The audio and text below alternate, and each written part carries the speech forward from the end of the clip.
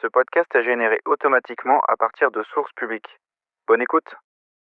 Bonjour à toutes et à tous et bienvenue dans Piste ouverte, le podcast qui décrypte l'actualité du sport automobile. Aujourd'hui, nous allons faire un tour complet de ce monde en pleine mutation entre les défis de la transition énergétique, les nouvelles formes d'engagement et les influences géopolitiques. Le sport auto est à un carrefour et nous allons explorer ensemble ce qui se trame sous le capot. C'est vrai que le paysage bouge vite. On a l'impression d'un mélange constant entre des innovations qui bousculent les codes et une certaine résistance au changement, notamment sur la question des motorisations. C'est fascinant de voir comment les acteurs réagissent. Absolument. Et le premier signal fort de cette incertitude nous vient d'Abarth. La marque italienne, connue pour ses petites sportives et qui s'était lancée dans le tout électrique, semble déjà faire machine arrière. Des études sont en cours pour un potentiel retour au moteur thermique. C'est un revirement significatif. Un retour en arrière, c'est surprenant. On pensait que la voie de l'électrification était tracée pour toutes les marques sportives. Qu'est-ce que cela nous dit sur les défis de l'électrique pour des constructeurs comme Abarth, qui misent avant tout sur la performance et les sensations ? Cela met en lumière la complexité de l'équation. Pour une marque qui vend de l'émotion et du son moteur, la transition vers l'électrique peut s'avérer plus ardue que prévu. Les coûts de développement, l'autonomie, le poids des batteries et surtout l'acceptation par une clientèle attachée à la tradition sont autant de freins potentiels. Le moteur thermique, malgré les pressions environnementales, conserve un attrait indéniable pour une certaine catégorie de véhicules. En effet, on voit bien que l'équilibre est difficile à trouver. Et pourtant, à l'opposé de cette prudence, on parle d'un géant du véhicule électrique, le constructeur chinois BYD, qui pourrait envisager de s'engager en Formule 1. C'est une perspective étonnante et pleine de promesses, non ? C'est tout à fait ça. Si Abarth hésite sur l'électrique, l'arrivée potentielle de BYD en Formule 1 marquerait une étape majeure. BYD est un leader mondial de l'électrique et son engagement dans la discipline reine du sport automobile serait un signal fort. Cela pourrait accélérer l'intégration de nouvelles technologies et peut-être même une réflexion sur l'avenir des motorisations en F1, malgré son engagement actuel envers l'hybride. Donc, d'un côté, on a une marque sportive qui réfléchit à revenir au thermique, et de l'autre, un géant de l'électrique qui lorgne sur la F1.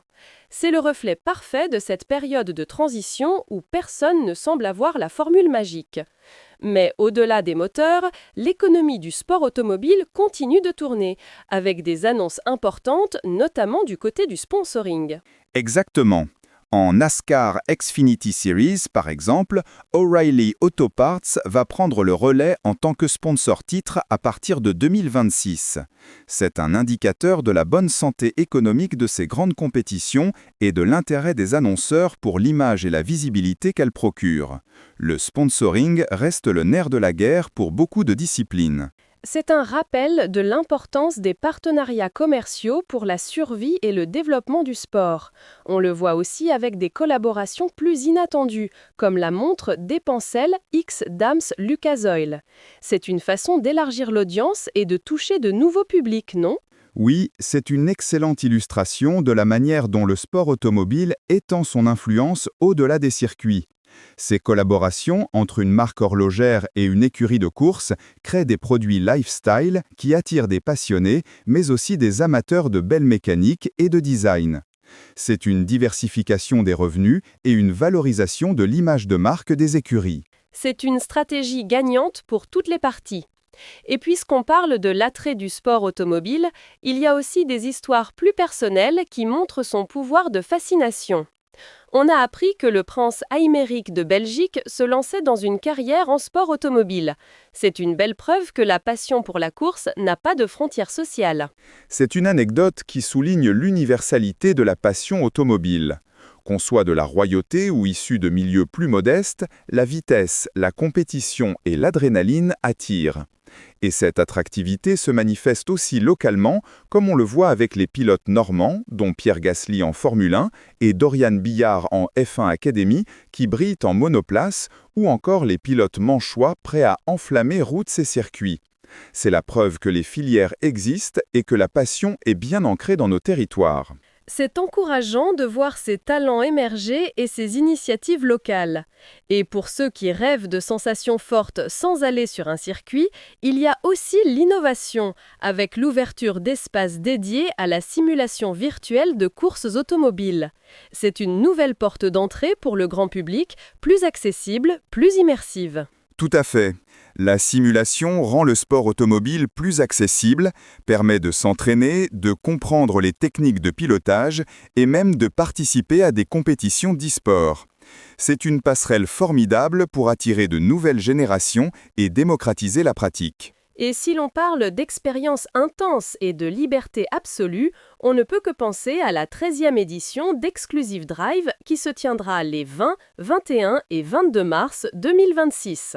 Précisément, rendez-vous sur le mythique circuit Bugatti du Mans pour vivre des émotions fortes, du plaisir en piste et un moment de liberté absolue dans une ambiance premium et conviviale. Que ce soit pour des stages de pilotage au volant des plus belles sportives du monde ou des baptêmes en passagers de pilotes professionnels, l'expérience des visiteurs et des pilotes est toujours au cœur de leur attention. Une occasion unique de prendre la courbe d'une lope pour un plein de sensations. C'est une très belle opportunité pour les passionnés de vivre la course de l'intérieur. Mais au-delà de ces belles initiatives, le sport automobile n'est pas non plus épargné par les réalités du monde.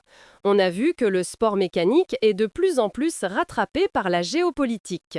C'est un point crucial. Les tensions internationales, les conflits, les relations diplomatiques, tout cela a des répercussions directes sur le calendrier des compétitions, les choix des sites, la participation des équipes et même le sponsoring. Des événements sont annulés ou déplacés, des athlètes peuvent être exclus.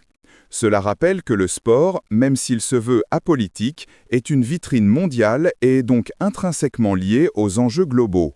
C'est une complexité supplémentaire pour les organisateurs et les équipes.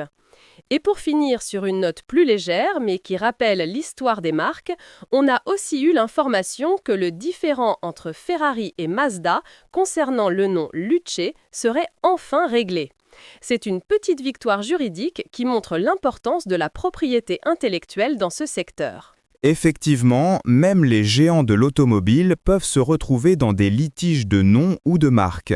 Le fait que ce différend soit réglé est une bonne nouvelle et permet à chacun de se concentrer sur l'avenir. C'est un clin d'œil à l'histoire et à l'héritage que chaque marque cherche à protéger. Alors, si on devait résumer cette actualité riche, Michel, quels sont les points clés à retenir pour nos auditeurs ? Je dirais que le sport automobile est à un moment charnière.